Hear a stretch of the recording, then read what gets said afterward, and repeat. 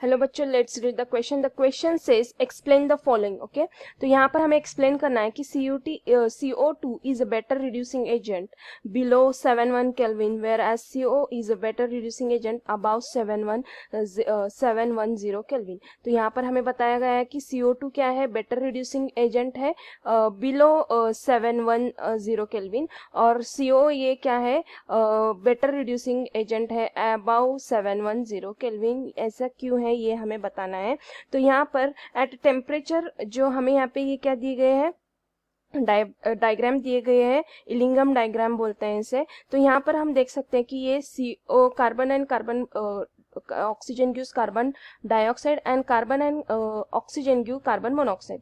तो यहाँ पर है ये दो रिएक्शंस हैं.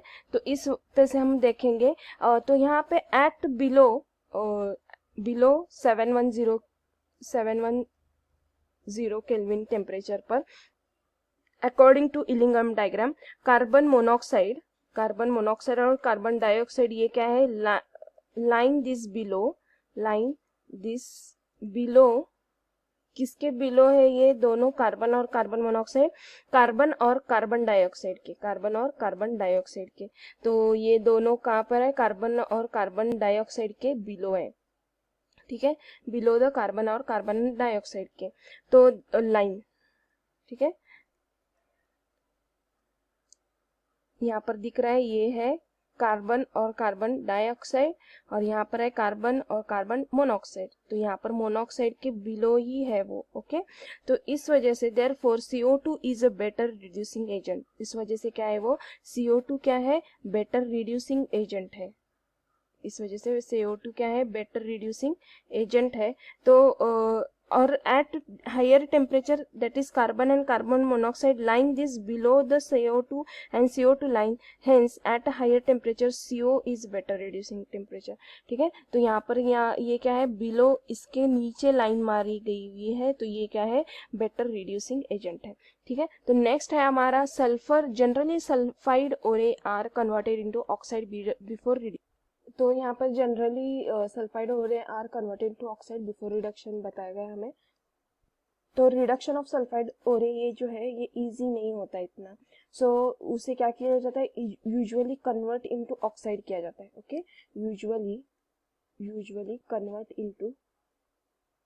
कन्वर्टेड इनटू ऑक्साइड्स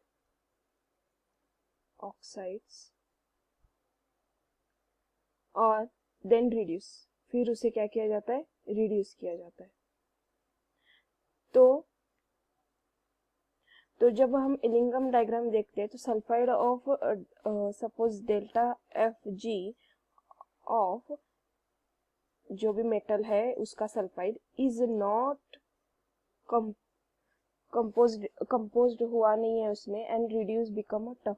ओके, तो यहाँ पर जो है टेम्परेचर वर्सेस क्या चल रहे हैं, डेल्टा गिब्स एनर्जी है. तो यहाँ पर ऑक्सीडेशन और रिडक्शन का कोई भी मतलब यहाँ पे मेटल के साथ उसका कोई भी यहाँ पे रिडक्शन या ऑक्सीडेशन नहीं दिखाया गया है. ओके, तो ये क्या है, बहुत ज्यादा टफ है.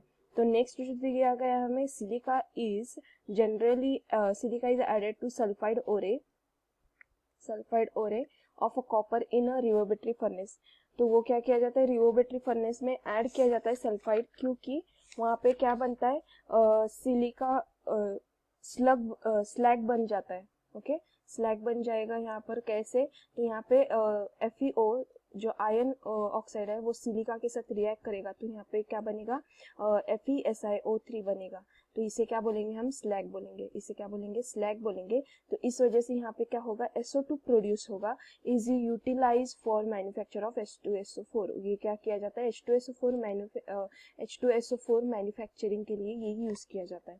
तो नेक्स्ट है डी जो है, carbon and hydrogen are not used as reducing agent at high temperature. तो यहाँ पर कार्बन और जो ये है हमारे पास, कार्बन और hydrogen are not used as reducing agent, क्योंकि वो यहाँ पर कार्बन और हाइड्रोजन हम जब यहाँ यूज करेंगे तो वो क्या करेंगे, इटसेल्फ मेक कार्बाइड्स. ओके, तो वहाँ पर वो रिड्यूसिंग एजेंट बनने के बजाय वो खुद ही क्या बनाएंगे, वहाँ पे बॉन्ड बनाएंगे ऑक्सीजन के साथ. ओके, तो carbon and hydrogen will reduce oxide to metal, but very will instead of form hydride and carbide. Okay. तो यहाँ पर वो दोनों क्या बनाएंगे, carbides and hydrides. Okay, hydrides बनाएंगे। इस वजह से इनमें क्या नहीं किया जाता, वो as a reducing agent use नहीं किया जाता at high temperature. High temperature पे क्या बनाते हैं, वो बॉन्ड बना लेते हैं। वो रिड्यूसिंग एजेंट रिएक्ट करने के बजाय खुद ही बॉन्ड बना लेते हैं और वो कार्बाइड और हाइड्राइड बन जाता है एट हाई टेम्परेचर। इस वजह से कार्बन एंड हाइड्रोजन दोनों भी नहीं यूज किया जाता।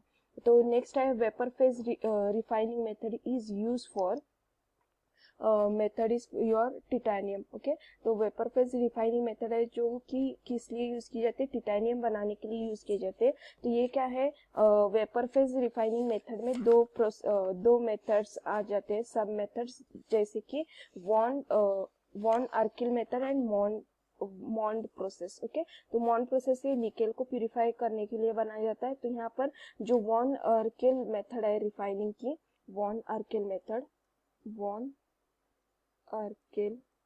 मेथड जो कि टिटेनियम और जर्कोनियम को प्यूरिफाई करने के लिए यूज की जाती है। तो यहाँ पर क्या किया जाता है, टिटेनियम को आयोडीन के साथ रिएक्ट कराने के बाद, आयोडीन के साथ रिएक्ट कराने के बाद ये क्या देगा हमें, टिटेनियम टेट्रायोडाइड। ओके, टिटेनियम टेट्रायोडाइड देगा। जो टिटेनियम टेट्रायोडाइड को फिर से हम लोग अगर प्यूरिफाई करना चाहे, रिएक्ट करा दे, अगर हमने टेम्परेचर बढ़ा दिया, तो यहाँ पर हमें क्या मिलेगा, टिटेनियम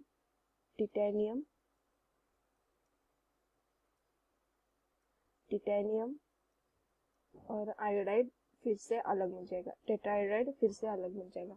तो यहाँ पर इस वजह से ये क्या है, वेपर फेज रिफाइनिंग मेथड में ये वॉन अर्किल मेथड यूज किया जाता है। तो इसमें क्या किया जाता है, this method is very useful for removing all oxygen and nitrogen. Okay, ये मेथड क्यों यूजफुल है, ऑक्सीजन और नाइट्रोजन रिमूव करने के लिए जो भी प्रेजेंट है इम्प्योर फॉर्म में in certain metal like zirconium and titanium, जो कि प्रेजेंट होती है टिटेनियम और जर्कोनियम में, इसे रिमूव करने के लिए ये मेथड बेस्ट है। इस वजह से ये मेथड यूज की जाती है टिटेनियम और जर्कोनियम को प्यूरिफिकेशन के लिए, क्योंकि उसमें वो रिमूव करती है क्या, ऑक्सीजन और नाइट्रोजन का जो भी इम्प्योर फॉर्म में होगा ऑक्सीजन और नाइट्रोजन, ये उसे रिमूव करती है।